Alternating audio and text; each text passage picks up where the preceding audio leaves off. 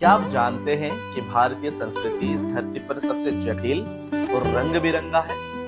अगर आप गौर से देखेंगे तो पाओगे कि हर 50 से 100 किलोमीटर लोगों का जीने का तरीका बदल जाता है। इसी विविधता और गहराइयों को आप एक ही स्थान पर बेखूबी देख सकते हैं और वो स्थान है कुंभ मेला। आप जाकर देखेंगे तो चारों ओर जलती हुई आग के आसपास लोग बैठकर अपनी अपनी भाषा और बोली में गीत गा रहे हैं, नाच रहे होंगे। हर तरह के लोग कुंभ मेला में आपको मिले, छोटे से लेकर बड़े, साधु से लेकर सन्यासी, हर व्यक्ति वहां आपको मिले। ये सभी लोग एक ही उद्देश्य से वहां इकट्ठे होते हैं, आत्म की शुद्धि और मोक्ष की प्राप्ति और समाज का कल्याण। क्या आप जानते हैं कुंभ मेला के पीछे एक पौराणिक कथा है? कुंभ मेले की कहानी हिंदू पौराणिक कथा समुद्र मंथन से शुरू होती है। कथा के अनुसार महर्षि दुर्वासा के श्राप के कारण इंद्र और देवता अपनी शक्तियां खो बैठे। इसी स्थिति का लाभ उठाकर राक्षसों ने देवताओं पर आक्रमण कर दिया और उन्हें पराजित कर स्वर्ग पर अधिकार कर लिया। सभी देवता परेशान होकर भगवान विष्णु के पास पहुंचे और उनसे सहायता मांगी। भगवान विष्णु ने देवताओं को सुझाव दिया कि वे राक्षसों के साथ संधि करें और सागर का मंथन करें, जिससे अमृत प्राप्त हो। अमृत देवताओं को उनकी खोई हुई शक्तियां वापस दिलाने में सहायक हो सकता। समुद्र मंथन के दौरान अनेक अद्भुत चीजें उत्पन्न हुई, जैसे हलाहल विष, कामधेनु गाय, कल्प वृक्ष, लक्ष्मी देवी और अंत में अमृत। जब अमृत कलश प्रकट हुआ तो देवताओं का आशंका हुई कि राक्षस इसे हड़प सकते हैं। इसलिए भगवान विष्णु ने अपनी माया से राक्षसों को विचलित किया और इंद्र के पुत्र जयंत को अमृत कलश लेकर भागने का आदेश दिया।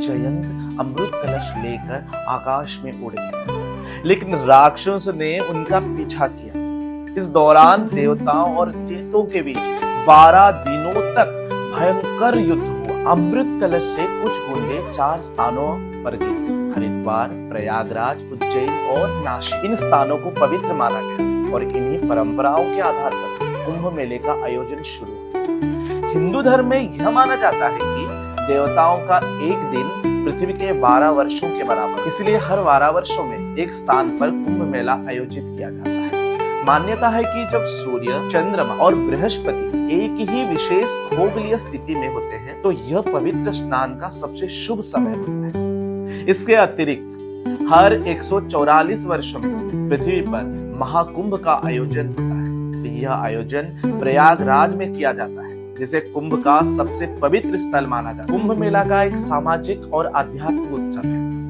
लेकिन उसका एक और गहरा हमारे ब्रह्मांड का समय चक्र पृथ्वी और चंद्रमा की गति पर आता है, मानव जीवन पर प्रभाव डालता है और इसी चक्र के कुछ खास मोड़ होते, जैसे 144 साल में एक बार जो विशिष्ट घटनाएं होती है जो आध्यात्मिक दृष्टि से बेहद महत्वपूर्ण होता है। कुंभ मेला उन खास स्थानों पर आयोजित किया जाता है जहां पृथ्वी पर एक विशेष ऊर्जा मंडल तैयार हुआ है। हमारी पृथ्वी अपनी धुरी पर घूम रही है और इस कारण यह एक अपकेंद्रिक बल यानी बाहर की ओर फैलने वाली ऊर्जा पैदा करती है। खासकर 11 डिग्री अक्षांश पर ऊर्जा सीधी ऊपर की दिशा में जाती है। हमारी प्राचीन ऋषियों ने गणना करने के बाद उन जगहों का निर्धारण किया है जहां इस ऊर्जा का प्रभाव सबसे ज्यादा होता है। कुंभ मेला जहां आयोजित होता है वहां नदियों का संगम होता है।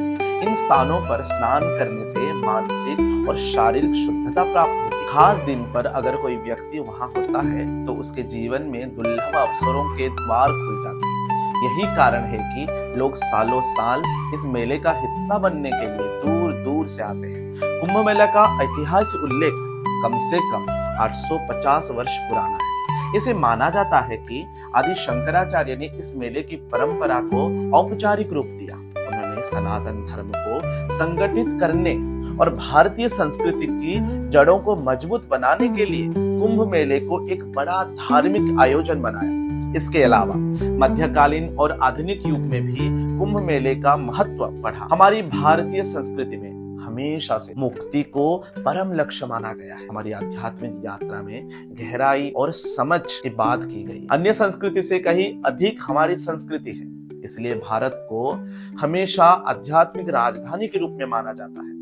कुंभ मेला सिर्फ एक भव्य उत्सव नहीं है, बल्कि यह एक अद्भुत यात्रा है जो हमें हमारा आत्मा से जुड़ने और जीवन के गहरे सत्यों को समझने का अवसर प्रदान करता है। दोस्तों, अगर आपको यह वीडियो पसंद आया है तो कृपया लाइक और शेयर करें और हमारे चैनल को सब्सक्राइब करना ना भूलें। इस यात्रा का हिस्सा बनिए और जानिए भारतीय संस्कृति और आध्यात्मिकता के बारे में और अधिक। पुष्करादीनि तीर्थानि गंगाध्या शरीरस्तथा आगच्छन्तु पवित्राणि पूजा काले सदा मम। हरि ओम।